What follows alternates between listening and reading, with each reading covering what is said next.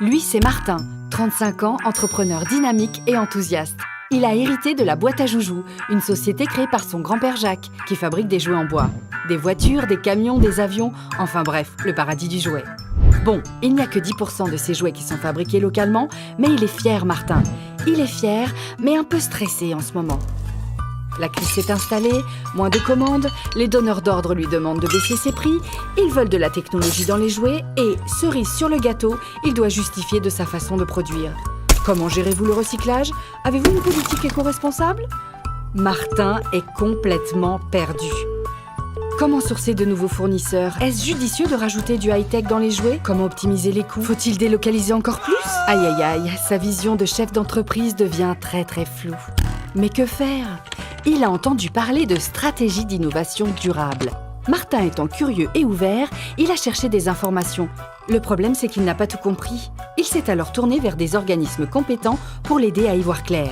Il a rencontré des chefs d'entreprise qui ont mis en place une politique d'innovation durable. Luc, Jeanne et Eric. Luc, lui, il fabrique des sièges de bureau depuis 15 ans. Il y a un an, il a revu toute sa stratégie produit. Au début, il voulait rajouter plus de fonctions sur ses fauteuils.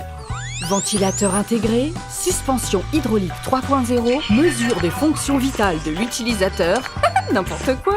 En fait, il a fait l'inverse. Il a simplifié son produit. Moins de pièces, une seule matière par fauteuil et un design avant-gardiste prenant en compte l'optimisation du transport. Résultat, de nombreux articles dans des magazines de design, une clientèle qui s'est diversifiée, des phases d'assemblage plus rapides, le recyclage des matières premières et enfin des coûts de transport réduits. Luc a donc modernisé ses produits avec une démarche environnementale. C'est ce que l'on appelle de l'éco-conception. Ensuite, Martin a rencontré Jeanne. Jeanne, elle gère C'est Propre, PME française de 50 salariés, spécialiste du nettoyage depuis 1995.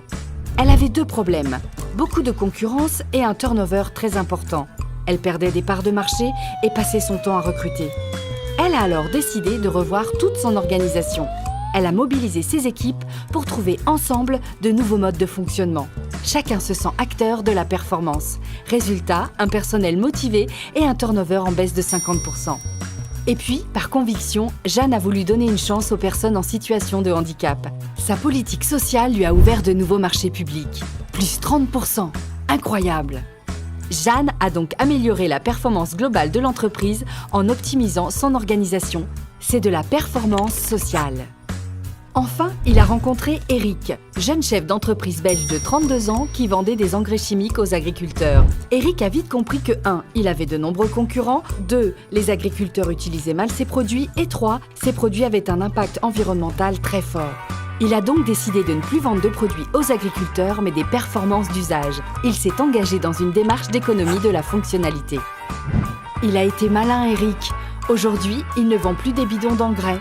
Mais en associant différents savoir-faire avec des partenaires, il optimise le rendement des terres de ses clients tout en réduisant considérablement la pollution des sols.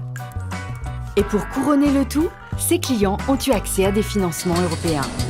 Après toutes ces rencontres, Martin bouillonne d'idées. Faire des ateliers de réflexion produits avec les enfants, se fournir en bois à proximité, réintégrer une unité de production en France, former ses salariés, proposer un système de location des jouets aux collectivités. Enfin, en tout cas, il est sur la bonne voie et il a compris que l'innovation durable, c'est une réflexion sur 3 axes. Le produit, l'organisation interne et le modèle économique. Il a aussi compris qu'il n'est pas tout seul pour réfléchir et que son rôle d'entrepreneur est de fédérer autour de son projet ses clients, ses fournisseurs, ses salariés, le territoire et qu'il peut aussi compter sur les organismes de développement économique locaux.